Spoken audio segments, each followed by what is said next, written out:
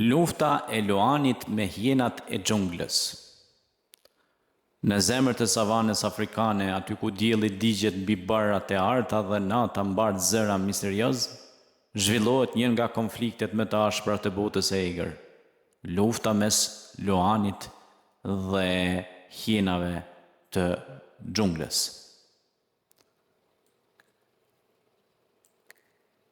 Kjo nuk është thjesht një përballje mes grabitçarëve, është një betejë për mbijetesë, territor dhe pushtet.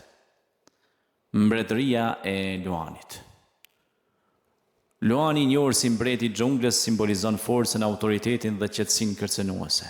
Me trupin e tij muskulor dhe krifën madhështore, ai sundon territore të gjera që mund të shtrihen për 10 kilometra.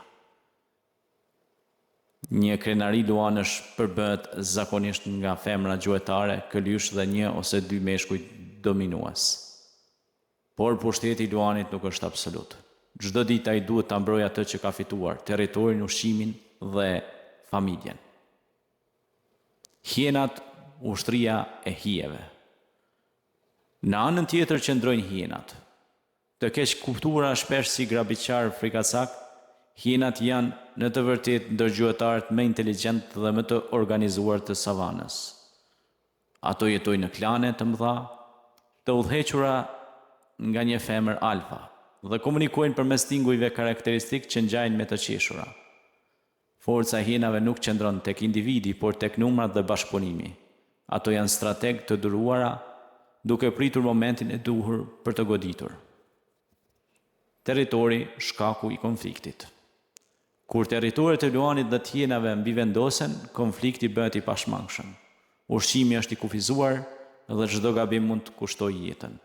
Hjenat shpesh përpiqen t'i vjedhin pren luanëve, ndërsa luanët sulmojnë hjenat për të mbrojtur burimet e tyre. Një përballje tipike fillon me tension. Hjenat mblidhen në distancë, duke testuar reagimin e luanit. Ulërimat e tyre mbushin ajrin, ndërsa luani qëndron i pa lëvizur, duke matur çdo lëvizje. Momentet e përplasjes. Kur lufta shpërthen, gjithçka ndodh me shpejtësi. Një luan i vetëm mund të poshtë një hjenë në duel të drejtë për drejtë, fal forcës së nofullës dhe goditjes fatale. Por nëse hjenat janë të shumta, situata ndryshon rrënjësisht. Ato sulmojnë nga anët duke përpjekur ta lodhin luanin. Një hap i gabuar, një moment dobësie dhe mbreti i savanës mund të gjendet i rrethuar. Inteligjenca kundër fuqisë. Kjo luftë nuk fitohet gjithmonë nga më i forti, por nga më i zgjuari. Luanët mbështeten në frikën që ngjall prania e tyre, ndërsa hjenat përdorin taktik dhe durim. Shpesh një betejë përfundon pa gjakderdhje, me njërin palë që tërhiqet për të mbrojtur dhe një ditë tjetër. Roli i natës. Nata është aleate e hjenave, ndërsa luanët pushojnë, hjenat bëhen më aktive. Errësira u jep atyre avantazh, duke i lejuar të lëvizin pa u vënë re dhe të sulmojnë në grup.